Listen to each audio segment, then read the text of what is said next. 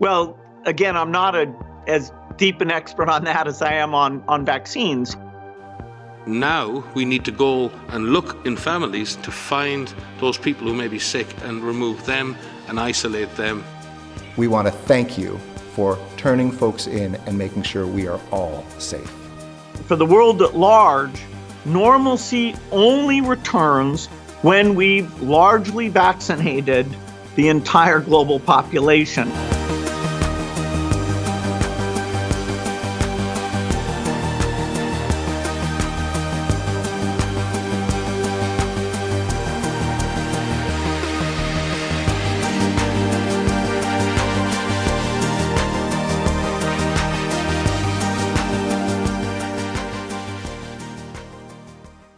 Welcome everyone, I'm Spiro. Thanks for tuning in, and let's just cut right to the chase. Last week, a top WHO, World Health Organization official stated that it's time for authorities to come to your home to see who's infected and take them away.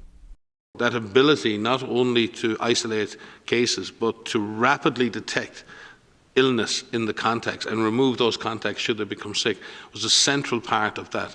And as he said, that wasn't, they're using apps now to do that. They're testing apps, but they didn't do it with apps in Singapore. They did that with community workers, with public health workers, visiting the houses, checking on people, checking their health status every day and saying, how are you? Have you got a fever? Have you got a cough? And if a contact has developed a cough or a fever, they were taken immediately for testing. So yes, we need the information technology tools. They help. They are not the solution.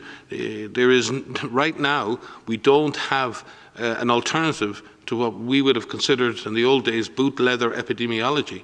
Public health practitioners, doctors, nurses, community workers working with communities to detect cases at community level.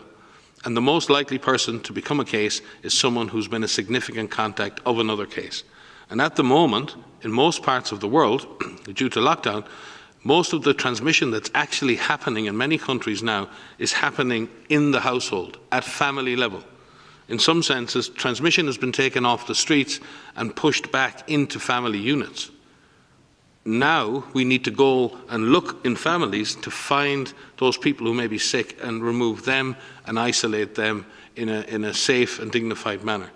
That was Dr. Michael J. Ryan, the current executive director for the World Health Organization's Health Emergency Program. You may recognize him from Event 201. The scenario you will be presented with this morning could easily become one shared reality one day. I fully expect that we will be confronted by a fast-moving, highly lethal pandemic of a respiratory pathogen. For those who are not up to speed, Event 201 was a simulation of a global coronavirus outbreak conducted by the Bill and Melinda Gates Foundation, the World Economic Forum, and the Johns Hopkins Center, just 6 weeks before the actual coronavirus outbreak was first reported. Good morning, and thank you all for being part of this Pandemic Emergency Board. We're at the start of what's looking like it will be a severe pandemic. And there are problems emerging that can only be solved by global business and governments working together. The global community has been working to respond to this pandemic since its recognition, but as health and economic impacts have become more severe, the World Economic Forum has convened this board because of your combined expertise, your backgrounds, and your global voice. We will need all of you to help us respond to urgent policy crises that are emerging. The purpose of this board is to advise leaders in national governments, global business, and international organizations on the response to the pandemic, particularly focused on international problems that require collaboration between business and government. Your recommendations will be critical and will be promulgated and communicated broadly at the end of this meeting. Now, the participants of the exercise included the United Nations, the World Bank, the American and Chinese CDC, the former deputy director of the CIA, that's right, and vaccine manufacturers, the media, and several others. I covered that in a previous report. I'll leave a link below. Now, in my latest report, I showed how Bill Gates basically owns the World Health Organization and is extremely influential in the American health agencies, such as the National Institute for Health and the Center for Disease Control, the CDC, through his multi-million-dollar business partnerships and donations, or foundation partnerships. however you want to look at it. Now, I also showed how Gates and others have also been openly calling for global governance, mass vaccinations of people before the world can basically go back to what they call, or what we used to call, quote, normal, and come out of this lockdown, essentially holding the world hostage. And now Gates has essentially pocketed Dr. Tony Fauci and Dr. Deborah Birx, two top members of Trump's White House coronavirus task force. It is also interesting to note that this World Health Organization official has a long history of working with or for Bill Gates and has already carried out mass vaccine programs. Now, right here on the WHO website, we can clearly see that Michael J. Ryan worked with Bill Gates, the World Health Organization, UNICEF, which of course both fall under the United Nations, the US CDC, and the US Institute of Medicine, and many others, to carry out 44 mass vaccine campaigns on 25 million children, reportedly in 8 different countries, utilizing 140 million polio vaccines. Now, this is profound. This man, in partnership with the United Nations and Bill Gates, has already conducted mass vaccine programs. He has experience, and now he's in charge over at the World Health Organization of their emergencies program. Anyways, so that's a major role. Now, speaking of polio vaccines, if we look back at history, we can see right here, according to an official NIH, National Institute of Health.gov website, they openly admit that for a period of 6 years between 1955 and 1961, contaminated polio vaccines were given to 98 million people, which has been documented right here, again, on this official NIH.gov website. And it clearly states that it caused cancer for many people due to the presence of contaminated monkey cell cultures used in the preparation of the polio vaccine. Now, no one really knows how many people got cancer and died because of this, but it must have been enough to actually get the government to quietly admit this. Now, most people have no idea what they put into these vaccines, but it's well documented, again, according to this official .gov website, that they found correlations between this vaccination, the polio vaccination, in conjunction with this tainted polio vaccine 20 to 40 years after people received the vaccination. And now we have this new coronavirus vaccine that they are not only openly admitting but boasting the fact that this is the most rushed into production vaccine in history. And we're all supposed to just like line up and roll up our sleeves. And I don't fucking think so. It's not happening with me at all. Zero chance. Now, who knows what the long-term results will be, as we can see in history from this previous polio vaccine, because there are no long-term studies for any of these vaccines. And now this World Health Organization official is in the position to lead yet another Bill Gates global vaccine program. Now, I'm not saying he led that one with the contaminated polio vaccines, but he has led recent polio vaccine campaigns under the United Nations in partnership with Bill Gates, and he is currently in the position to follow out Bill Gates' grand vision to vaccinate every man, woman, and child on the planet. But you don't have a choice. People act like you have a choice. People don't feel like going to the stadium when they might get infected. You know, it's not the government who's saying, okay, just ignore this disease. And, you know, people are deeply affected by seeing these deaths, by knowing they could be part of the transmission chain, and old people, their parents, their grandparents could be affected by this. And so you don't get to say ignore what's going on here. There will be the ability, particularly in rich countries, to open up if things are done well over the next few months. But for the world at large, normalcy only returns when we've largely vaccinated the entire global population. But also building a global DNA database and issuing the global population a digital ID that will likely be integrated at some point in the near future, in my opinion, based on my research, not only to include your medical records, but all of your banking info, your wallet, your ID, your keys, everything. This is, again, based on my research. I've covered this and documented this in multiple previous reports, which include source links for everything that I'm talking about here. And when I say my opinion, they're currently working on these programs already. And these programs could easily be tied together, very easily. And why wouldn't they? We're moving into this completely new digital financial system. It's coming here on the horizon. All of the central banks have been talking about it and working with it in partnership and in conjunction with the United Nations. Please see my previous reports for more info on this. I've shown their own documents, their own websites. I'm not just making this up. As always, the links will be provided below. And on top of all that, now we have Dr. Deborah Birx, who sits on the board of a group that receives billions of dollars from Bill Gates, which I covered in a previous video, admitting that no matter what your pre-existing health conditions are, if you test positive for the coronavirus and you die, they will attribute your death to the coronavirus statistics. Can you talk about your concerns about deaths being misreported by coronavirus because of either lack of testing or standards for how they're characterized? So I think in this country, we've taken a very liberal approach to mortality. And I think the reporting here has been pretty straightforward over the last 5 to 6 weeks. Prior to that, when there wasn't testing in January and February, that's a very different situation and unknown. There are other countries that if you had a pre-existing condition, and let's say the virus caused you to go to the ICU and then have a heart or kidney problem, some countries are recording that as a heart issue or a kidney issue and not a COVID-19 death. Right now, we're still recording it, and the great thing about having forms that come in and a form that has the ability to mark it as COVID-19 infection, the intent is right now that if someone dies with COVID-19, we are counting that as a COVID-19 death.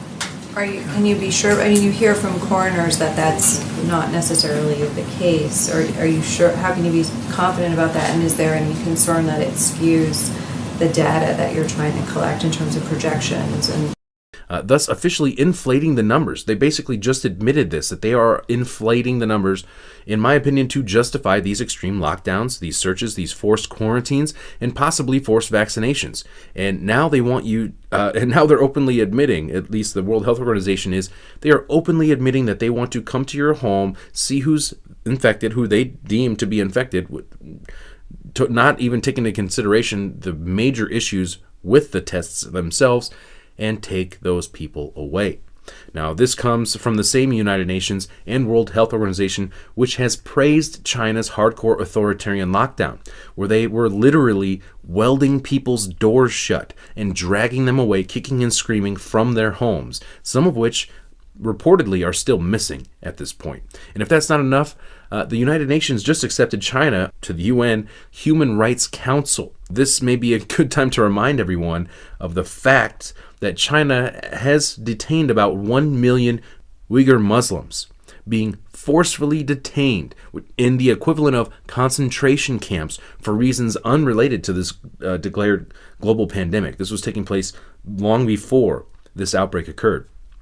And if you think at the end of the day that there is no chance that this type of behavior is not only possible here in the United States, again, history will teach us otherwise. During World War II, the United States government rounded up over 100,000 people of Japanese descent and threw them into the equivalent of concentration camps against the law and against their wills. Motivated by vocal outcries from politicians and military officials, FDR signed Executive Order 9066, empowering the U.S. Army to designate areas from which any or all persons may be excluded.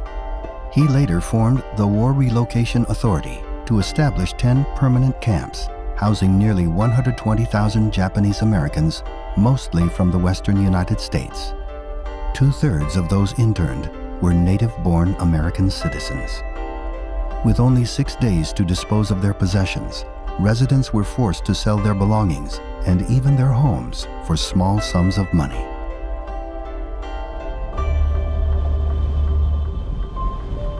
Internment camps were often situated in isolated deserts, prone to harsh weather, and surrounded by barbed wire and guard towers.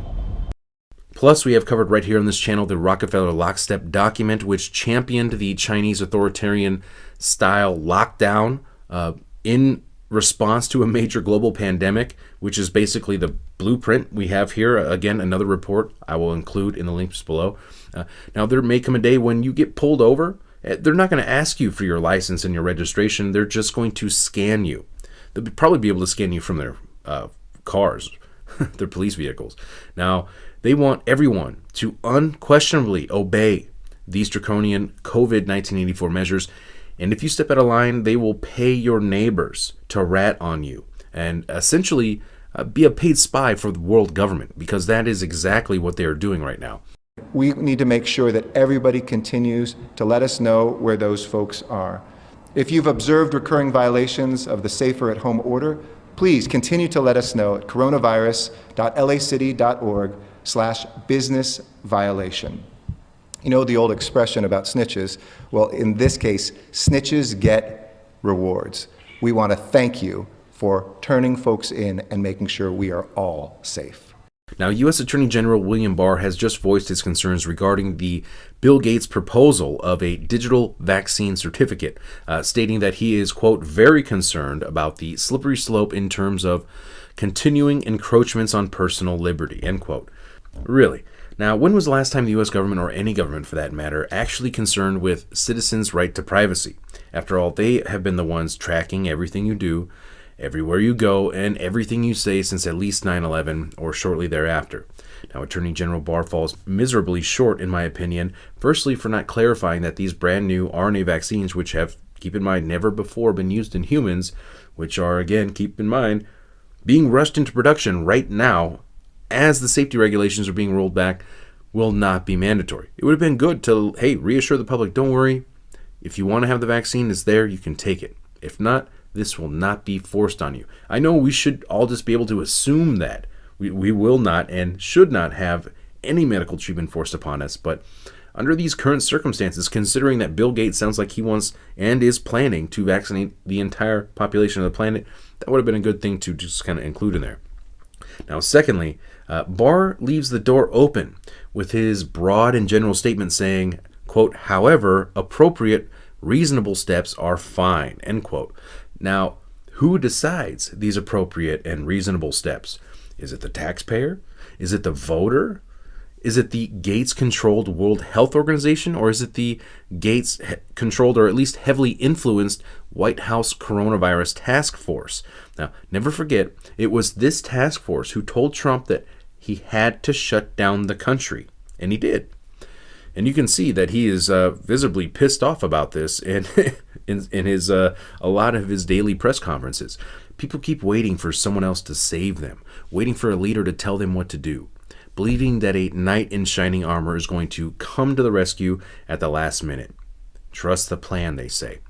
Now, the only person who's going to save you is yourself. It's up to you, the individual. Nobody's coming to save you. Not Trump, not the government, not QAnon. Trust the plan?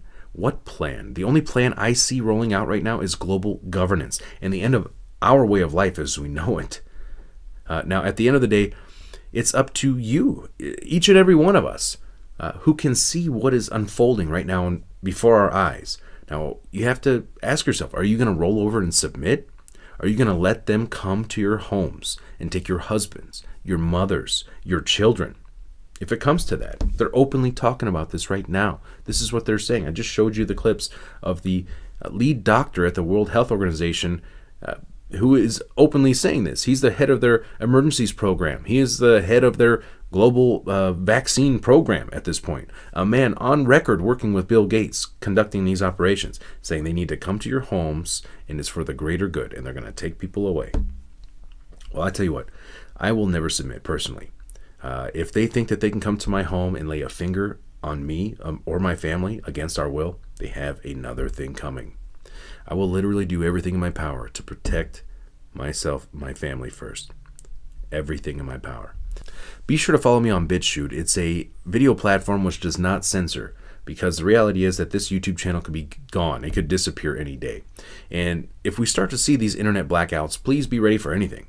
Now, I'm not just saying this as someone will accuse me of trying to fear monger, but we seriously need to consider this, that this could be potentially, hypothetically used to round up dissenters. Now, we've seen this type of stuff happen in the past. Now, they have openly suggested intentional internet blackouts to stop what they deemed as misinformation, spreading of misinformation during Event 201, the pandemic coronavirus simulation that happened just before this outbreak took place. Countries are reacting in different ways as to how best to manage the overwhelming amounts of dis and misinformation circulating over the internet. In some cases, limited internet shutdowns are being implemented to quell panic. And we've already seen the media floating the idea that the internet is at its breaking point right now due to this crisis and everyone being home and being online. Now, if you think what I'm saying is far-fetched, ask yourself this. If someone would have told you a month ago that the entire United States would be on lockdown and that half of the world's entire population would be on lockdown, would you have considered that to be far-fetched? Now, they've already been going door to door in the United States looking for people who have fled their designated quarantine lockdown zones. I mean, this has been in the news, people. Please be ready. Please have a plan. It's up to you. Please take your own lives and futures and, please take responsibility. That's all I'm saying. Take it into your own hands. Don't believe or trust or anything, because you never know what's going to happen. They want you to be dependent on this system. They want you to be terrified. They want you to, they want to do anything that they can to justify the actions that they are taking right now, to instill that fear, to instill that obedience. Take measures in your own hands. I'm not saying go start a revolution. I'm saying take responsibility for your life. Take responsibility for your family, protecting your family, feeding your family. Now, I'm not trying to preach to you, but just please, these are extreme times right now. And I appreciate everyone out there spreading the information, sharing the information, and contributing your thoughts and suggestions below. We need to have open dialogue about what is taking place, about what we are seeing happen across the country, across the entire planet. Because at the end of the day, we're all in this together. And in my opinion, this is a concerted effort, an organized operation unfolding right now before our eyes. I'm Spiro. Thanks for watching. Stay tuned for more. I have some big reports in the works right now, plus some quick but very important updates lined up. So be sure to stay tuned, subscribe, share the information, and I'll see you soon. Well, again, I'm not as deep an expert on that as I am on vaccines. Now we need to go and look in families to find those people who may be sick and remove them and isolate them. We want to thank you for turning folks in and making sure we are all safe. For the world at large, normalcy only returns when we've largely vaccinated the entire global population.